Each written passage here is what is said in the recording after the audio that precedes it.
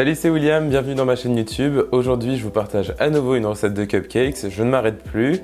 Et aujourd'hui, toujours une recette fruitée. Ça fait beaucoup de recettes fruitées à la suite, mais je ne sais pas pourquoi, c'est une envie passagère. J'ai besoin de fruits et de légèreté, ou presque.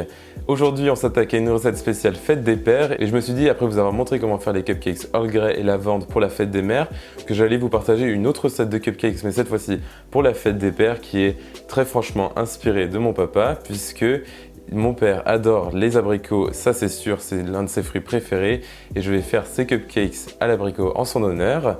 Il s'agit de cupcakes avec une base à l'abricot, une génoise super moelleuse à l'amande et je vais mettre un insert de confiture d'abricot et un glaçage à la camomille. Oui, c'est vraiment particulier et ça va super bien avec. Donc c'est un petit clin d'œil aussi à ce côté Earl Grey de ma recette précédente. Et donc on va tout de suite commencer par les bases de cupcakes. Alors pour nos bases de cupcakes, recette extrêmement simple, on va juste rajouter des abricots et aussi des amandes dans la recette. Je vais tout de suite commencer par crémer mon beurre à température ambiante avec mon sucre blanc et de l'extrait naturel de vanille et je vais mélanger ça jusqu'à ce que j'ai une préparation bien légère.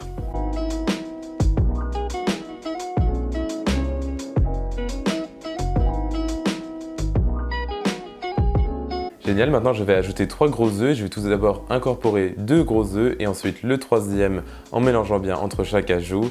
Et ensuite on pourra passer aux ingrédients secs.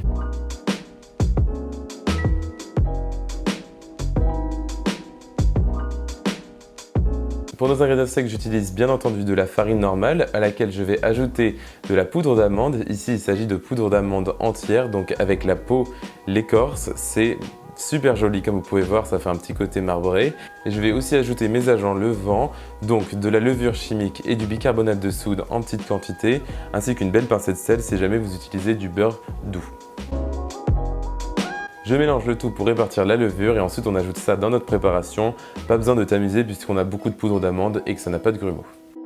Nos ingrédients secs sont bien incorporés, on a une préparation déjà qui est magnifique. On va passer bien sûr à la partie abricots et pour cette recette, oui, j'utilise des abricots en conserve, c'est super étrange d'y penser, mais c'est le meilleur moyen d'avoir des abricots vraiment mûrs avec un goût très prononcé d'abricot, sans ajouter de la confiture qui elle est beaucoup trop sucrée dans une base de cupcakes. Donc je vais réduire en purée mes abricots au sirop, bien sûr j'égoutte le sirop et ensuite j'ajouterai ça à ma préparation et j'incorporerai bien le tout avec ma maryse.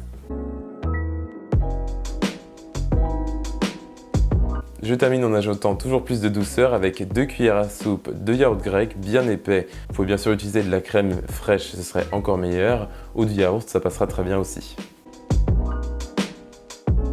Il est maintenant temps de remplir nos caissettes à cupcakes jusqu'aux 3/4 à peu près. Ce n'est pas une base de cupcakes qui gonfle énormément par rapport à des bases normales puisqu'on a pas mal de poudre d'amande et aussi d'abricots qui empêchent le cupcake de trop gonfler. Donc je vous conseille de remplir pas mal vos bases de cupcakes avant de les cuire.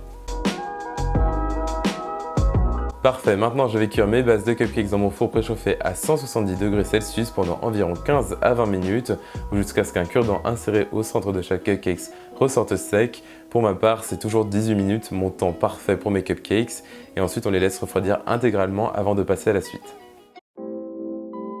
Mes bases de cupcakes sont bien froides et à température ambiante. Maintenant, je vais creuser une sorte de petit trou avec soit une cuillère à café, soit un couteau. Et ensuite, je vais y introduire ma confiture d'abricot. Essayez d'utiliser une confiture avec le maximum de fruits, bien entendu, pour toujours plus de saveur et moins de sucre.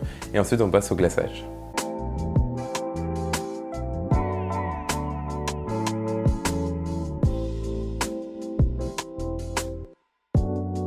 Pour mon glaçage, vous devez bien vous demander comment j'ai fait pour avoir un glaçage à la camomille et c'est très simple. J'ai en fait infuser ma crème liquide puisque je vais faire tout simplement une chantilly à la camomille et je l'ai infusée avec un sachet de camomille directement dans la crème toute une nuit, donc pendant 24 heures plus ou moins et c'est extraordinaire, on a un goût fleuri et presque sucré, extrêmement doux et comme vous pouvez voir, je laisse mes morceaux de camomille dans la crème tout en la battant puisque de toute façon, mes morceaux sont très fins et on ne les sent même pas en bouche.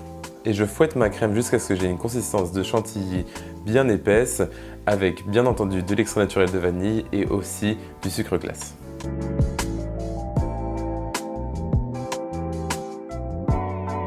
Il est maintenant temps de glacer nos cupcakes et j'utilise une poche à douille en dentelle pour changer de mes cupcakes à la lavande qui eux étaient beaucoup plus simples en esthétique.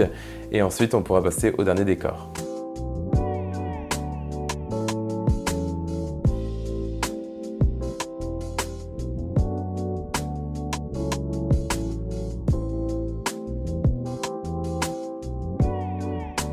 Pour la décoration de vos cupcakes, vous pouvez soit tout simplement utiliser des abricots frais de saison si vous en trouvez de vraiment bons et décorer vos cupcakes avec ça, ou alors moi j'ai utilisé des pistaches, autre élément que mon père adore, donc cupcakes faites des pères oblige cupcakes avec de la pistache dedans, et donc je vais saupoudrer mes cupcakes avec un petit peu de pistache et ce sera fini.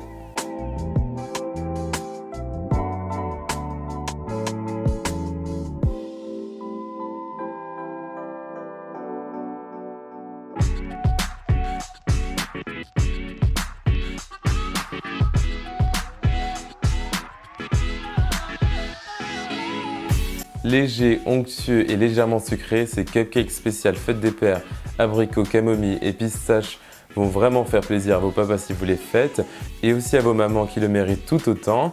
Retrouvez la recette complète sur mon site internet donc williamskitchenblog.com et suivez-moi sur mes réseaux sociaux donc Facebook, Twitter, Instagram et Snapchat.